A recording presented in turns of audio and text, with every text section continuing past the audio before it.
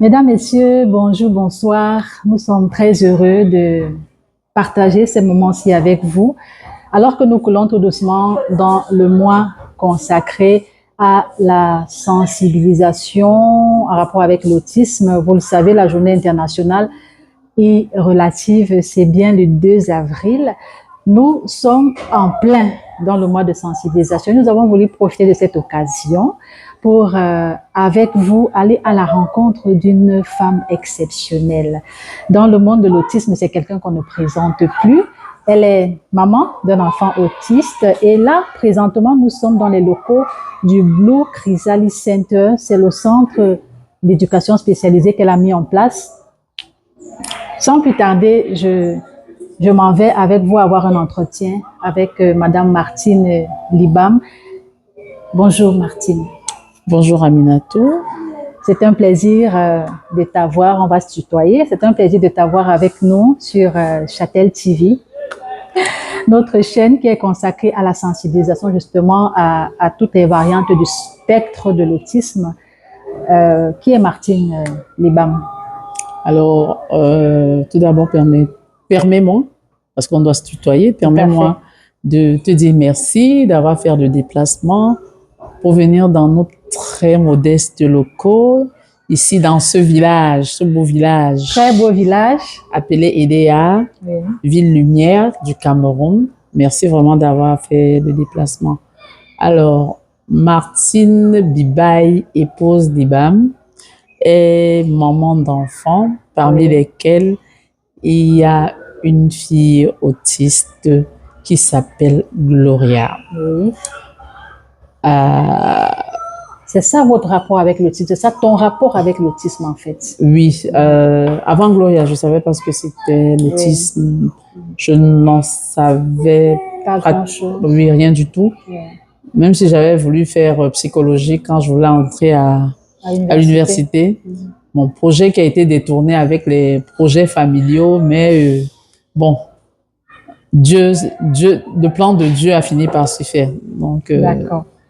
Alors, tu te retrouves embarqué dans le grand bateau de l'autisme à cause de ta fille. Quel âge elle a en ce moment? Elle a 3 ans.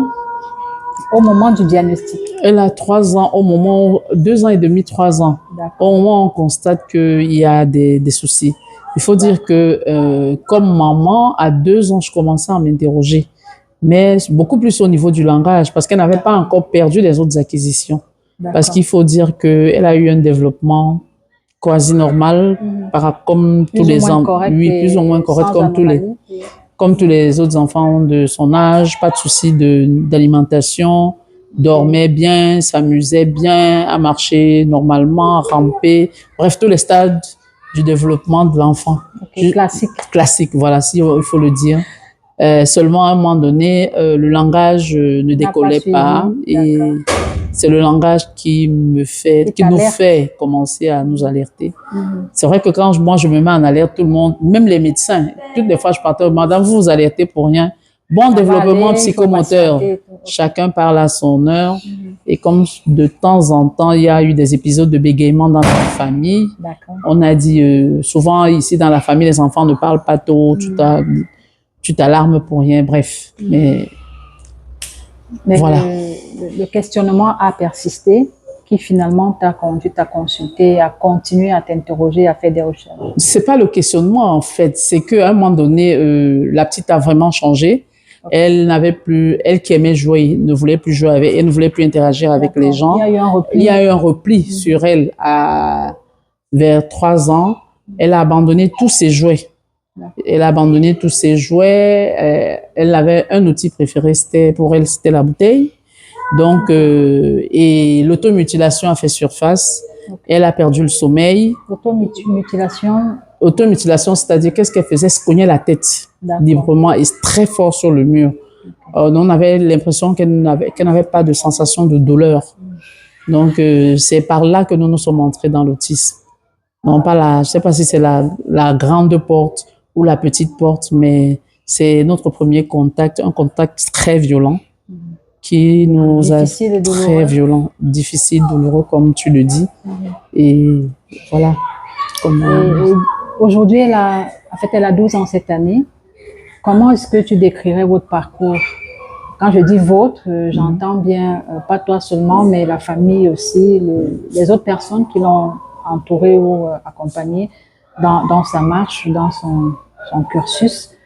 Depuis ces 3 ans jusqu'à maintenant, comment tu décrirais le parcours? Alors, quand la régression s'installe, nous commençons effectivement le parcours. Il n'y a pas de centre de diagnostic à proprement parler en fait. au Cameroun. Voilà, à l'époque. Et il y a eu une grande période d'errance. Ça, il faut le dire. Nous avons erré de spécialiste en spécialiste avec beaucoup de, comment dire ça? Avec souvent des contradictions entre professionnels. Tu vas me permettre de ne pas parler de ça ici, mais c'est un peu ça, quoi. C'est-à-dire, un médecin va vous dire des avis divergents sur le même cas. Donc, on est allé de surdité profonde des deux oreilles, en passant, pardon, elle n'est pas autiste, elle aurait plutôt un problème de neurodégénératif. Non, c'est même pas de l'autisme, c'est juste de la dyspraxie. Bref, il y a beaucoup de choses. Donc, tu peux un peu imaginer le désarroi. Donc, on est passé par beaucoup de choses. Et entre-temps, elle ne faisait que s'enfoncer parce que c'était difficile pour nous. On ne savait pas qu'est-ce que c'était, ce qu'il fallait faire, par où il fallait commencer. Donc, du coup, c'était un peu compliqué quand même. Est-ce que, au-delà de cette difficulté, de cet temps d'errance, est-ce qu'il y a eu, à un moment lié avec l'école, est-ce qu'il y a eu une scolarisation dans la petite enfance? Nous avons essayé de la scolariser. Son premier rapport avec l'école a été fait grâce à une de mes belles-sœurs et je lui dis merci aujourd'hui. Donc, il fallait négocier, il fallait amener le pot parce qu'elle n'était pas encore propre et on nous a dit que non pour la socialisation. Donc, en fait, il fallait faire... C'est bon qu'elle soit avec d'autres enfants. Qu'elle soit avec d'autres enfants. Il fallait amener les gants dans cette école. Cette école qui est, selon le gouvernement, inclusive. Donc, en fait, il n'y avait pas de structure. Il n'y avait pas de structure et les enseignants même ne savaient pas très bien. Donc, ces enseignants-là, je dis merci d'être venus. C'est encore le cas aujourd'hui. Il y a beaucoup d'écoles où, en fait, ça porte le nom d'inclusif, mais dans le fond, il n'y a pas de structure, il n'y a pas de matériel, il n'y a même pas de formation pour les enseignants. Exactement. Donc, j'ai quand même eu la chance que les maîtresses à cette époque-là étaient assez ouvertes, et coopératives. Et à la petite enfance, elle avait eu une amie, si je peux appeler ça comme ça, un père qui l'aidait beaucoup. C'est-à-dire, elle n'avait pas été rejetée. Cette fille elle arrivait à lui faire faire ce que les maîtresses n'arrivaient pas à lui faire faire. Bon, aujourd'hui, je l'ai perdu de vue parce qu'il y a eu les congés, les parents même l'ont enlevée de cette école, elle avait changé d'école. Mais ça aurait été un plaisir peut-être de revoir cette petite fille. Aujourd'hui. Oui, de la revoir aujourd'hui. D'accord. Là, on a fait un petit détour pour parler un peu de Gloria, la fille de maman Marty, Libam.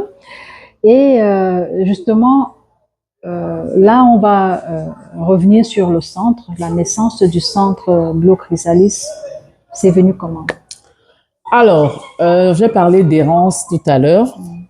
Nous avons erré. Ensuite, Gloria a été acceptée dans des écoles avec auxiliaires de vie. On nous demandait d'avoir des auxiliaires de vie, ce que nous avons fait. Des AVS. Parce que elle a besoin d'être tutorée. Oui. Donc, elle y allait. On essayait de mettre des programmes en place à la maison.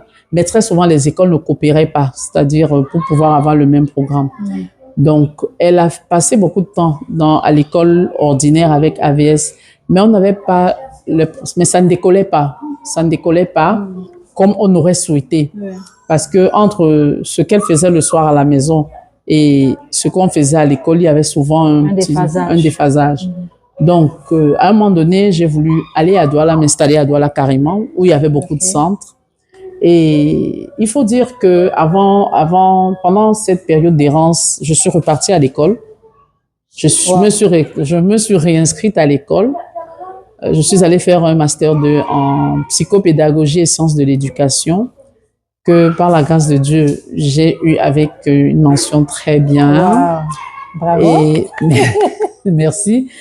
Et en réalité, c'était pour l'aider parce que à Douala, nous avons été dans des structures où on nous demandait en fait, la prise en charge était parfois 2-3 fois les salaires que nous on pouvait avoir. Donc, c'était impossible pour nous. Donc, il fallait repartir à financière. C'était très compliqué, même en déménageant. Mais chemin faisant, je suis rentrée un peu dans le monde de l'autisme. J'ai rencontré des gens, beaucoup de gens, et j'ai quand même voulu déménager. Et c'est là où j'ai rencontré des gens qui m'ont dit non. Nous voyons comment tu prends ta fille. J'ai rencontré 2 éducatrices spécialisées, faut le dire, qui m'ont dit non, on pense que tu ne dois pas déménager, tu dois plutôt chercher à ouvrir quelque chose dans ta ville et on pourra donner le support, l'accompagnement qu'il faut. Bon, il faut dire que sur le coup, j'étais pas, parce que en fait c'était pas un projet quoi, c'était pas mon projet, c'était pas dans personnel de oui, vie. je n'avais jamais rêvé de ça. J'ai appelé une dame chez qui je voulais mettre Gloria. Elle me dit non, mais la dernière fois on avait parlé, il faut essayer d'ouvrir quelque chose. Mais en le faisant, c'est pas seulement pour ta fille, hein, n'oublie pas qu'il y a d'autres personnes que ça peut sauver. Tout à fait. Et c'est là où ça m'a fait le clic parce que moi j'avais déjà pratiquement dans ma tête, j'avais déjà déménagé pour Douala. Et je devais venir ici les week-ends voir juste le reste de la famille. Là, il fallait faire un shift. Oui, il fallait faire le shift sur ce que j'avais déjà prévu. Et là, nous étions en début août par là, début août 2019. D'accord. Donc, je discute avec les 2 à bâton romain. Ils me disent que, mais non, essaye. Enfin, on ne t'oblige pas, mais nous pensons que le déplacement ne va pas beaucoup aider la petite parce que ça va un peu briser le cocon familial. Puisque dans l'autisme, la première chose, c'est d'abord l'amour, la famille, cette chaleur-là qui permet de décoller. C'est donc comme ça que je dis, bon, Seigneur, si c'est ça ton projet, aide-moi à trouver une maison. Et un neveu de mon mari vient. Je lui dis, est-ce que je peux avoir une maison avec barrière quelque part? Il me dit, OK, je t'appelle en semaine si je trouve quelque chose. Mais 30 minutes plus tard, il sonnait à la maison pour me dire, mais tata, j'ai trouvé quelque chose. Wow. Je me suis dit, tiens. Ça a été plutôt rapide. Trop rapide pour un truc qui n'était pas pensé. Donc, du coup, il fallait faire quelque chose et c'est comme ça que je me suis lancée. Donc, il fallait rapidement faire quelque chose, faire un plan de formation, voir la maison, essayer de trouver du matériel. Vraiment, c'est comme ça qu'on s'est lancé. Wow, quel beau parcours inattendu, mais qui finalement porte ses fruits parce qu'effectivement, là, nous sommes dans les locaux du centre et ça fait du bien d'être ici, de voir comment les enfants ils sont accueillis parce qu'effectivement, Gloria n'est pas la seule à être prise en charge ici, il y a d'autres enfants. Oui, il y a beaucoup d'autres enfants ici au centre. Gloria n'est pas la seule. Il n'y a pas que des enfants qui soient autistes. Okay. Nous avons des enfants qui ont d'autres troubles. Il y a des trisomies, il y a des enfants qui ont des problèmes de dyslexie. Dyslexie, ok. Oui, aussi, que nous prenons ici. D'accord. Wow. Quel privilège d'échanger avec cette brave dame. D'ailleurs, qui, j'ai oublié de le dire dans la présentation, a reçu un prix spécial l'année dernière du Blue Awards. Oui, elle a été la maman spéciale et franchement, il y a complètement de quoi. Il y a un autre détail qui est important, c'est qu'elle est présidente d'une association aussi, Ubuntu. Et nous allons, avec beaucoup de plaisir, savoir ce que ça veut dire, Ubuntu. C'est quoi? Alors, Ubuntu, c'est un mot de l'Afrique de l'Ouest qui veut dire je suis parce que nous sommes. En fait, pour dire que je suis parce que nous sommes. Sans les autres, je ne suis rien. Donc, c'est ensemble. Sans les autres, je suis rien. Oui, c'est ensemble. En fait, comme on dit souvent, ensemble, quoi. Oui, ensemble, on est plus fort. Ensemble. Et il y a, dans l'histoire raconte qu'il y a un anthropologue qui est allé dans un village en Afrique de l'Ouest, et il a mis des bonbons dans un panier, et il a fait une compétition en disant que le premier qui atteindra le panier partira avec tout le paquet de bonbons. Alors, les enfants, au lieu de se mettre en compétition, se sont tous tenus par la main Spontanément. Spontanément, ils se sont tous tenus par la main pour courir ensemble. Et ils sont tous arrivés. Ils se sont partagés le paquet de bonbons. C'est ça l'esprit Ubuntu. Et c'est ce que je m'efforce de faire parce que c'est tous ensemble. Quand on se tient tous par la main, on ne voit plus trop les différences parce qu'on se porte les uns les autres. Et la marche devient un peu plus facile, un peu plus légère parce on se tient, on se sent fort, quoi. On ne voit même plus ses faiblesses parce qu'on est porté par les autres. En fait, c'est ça, Ubuntu. Merci. Merci, Maman Martine. On va peut-être sortir de cet entretien avec un dernier mot sur le handicap ici à IDEA. Est-ce que tu rencontres beaucoup de cas d'autisme? Est-ce que tu dirais que l'autisme est présent à IDEA dans la ville de Miah? Oui, l'autisme est présent et l'autisme est toujours tabou. Okay. L'autisme est présent, l'autisme est vraiment tabou.